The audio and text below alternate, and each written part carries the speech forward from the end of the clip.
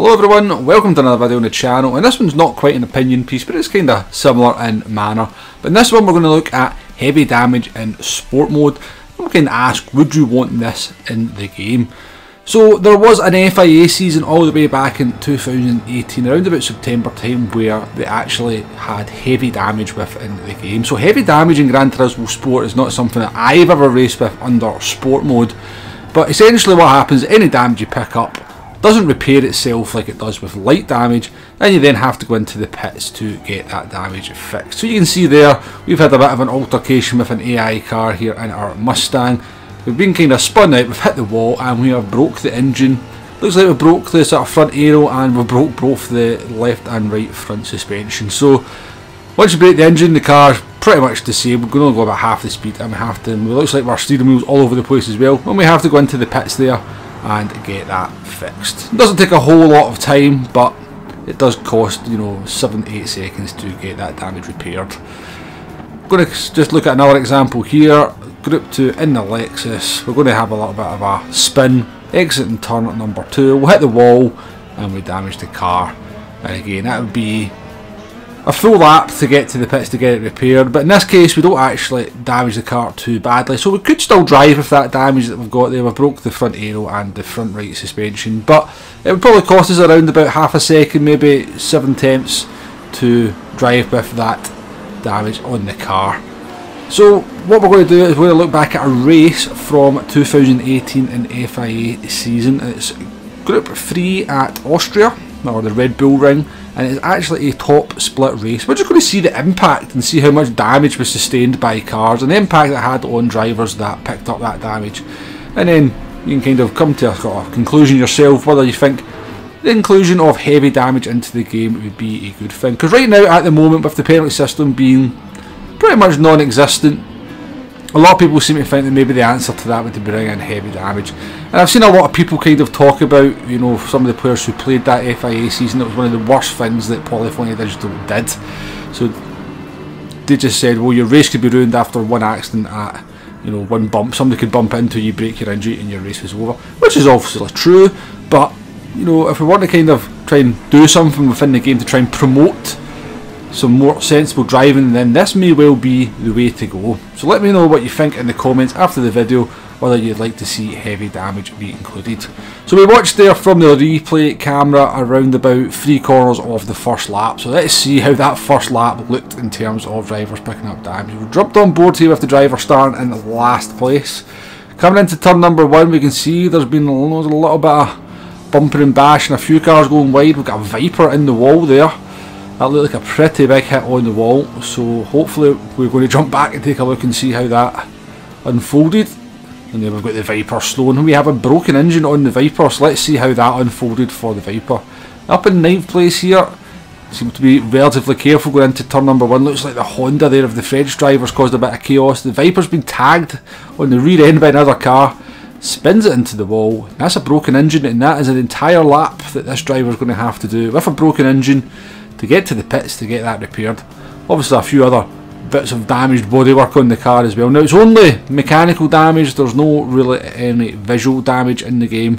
Car can pick up a few scrapes and bumps, but there's no actual visual damage, which I'm kind of fine with, to be perfectly honest with you. I like the cars to look pretty good, if I'm totally honest with you. So let's filter through the field now and see what we've got. We had a 4GT there with a broken front left suspension. Coming into turn 3 here, there's been a lot of bumping and bashing. I reckon there's a few broken suspensions and aeros there. So we've got a McLaren with a broken front aero. There's that 4GT with the broken suspension. Oh, this Honda NSX has been in the wars. There's not much of that car that's still together. Lucky to still have the engine intact. So let's see what happened to the French driver here. How did they manage to pick up all this damage? So they get a good start up into turn number 1. Looks like they're fairly careful, nice and early on the brake. Oh, they take a big bump from behind, and that has meant that they've broke their rear aero and their front aero and picked up some suspension damage along the way. Didn't really look like it was the French driver's fault, in all fairness. Looks like they braked nice and early into turn number 1, but you can see there's been a big concertina effect, and they've picked up a lot of damage. And that car's not going to be very nice to drive now, I wouldn't imagine. They've actually then tagged the Mercedes. That's not going to help. There's been a few other bumps and bashes. This French driver is very much in the wars. and that car is going to be horrendous to drive. Now, I am reliably informed that each part of the car that can pick up damage actually has 2 stages. So you can pick up damage on the front suspension and it won't really affect the car that much, but if you then bump that front suspension again, it can make it a lot worse and make the car almost undrivable. And I have experienced that myself. If you really do the front suspension, you can't hold the wheel straight. So yeah, we've seen the French driver in the NSX having more fisticuffs with other drivers into turn number 3 there. So this driver is only going to go backwards from this point. They are going to have to pit and get that damage repaired at the end of lap number 1 here. And I think we stay on board here with the French driver just to see what decision they're going to make. You can see they're dropping behind. It looks like even once you've got that kind of damage, you lack a little bit of straight line speed as well. Yeah, the French driver in the Honda has decided to get into the pits for that one. And if we go back to our Viper, here's our Viper with the broken engine. Already best part of half a lap behind. Going to have to pit here at the end of lap number 1. And yeah, effectively wasn't really anything they could have done into turn number 1, I don't think. I don't think they were to blame for that bash into the wall, but yeah, race over. So we'll go back through the field here, look at some of the cars, see what kind of damage they've picked up. We're on here with an Aston Martin, I think, who's got a couple of bits of damage. Looks like a lot of some of these cars towards the back. Quite a few damage-free cars at least. A little bumping and bashing there, so you can get a little bit of contact with other cars without picking up any damage. We've got a Mercedes here that's picked up substantial damage both to the front and the rear aero and the left-right suspension.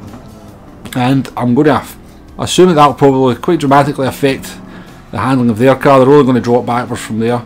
We've got another Viper that's been in the wars.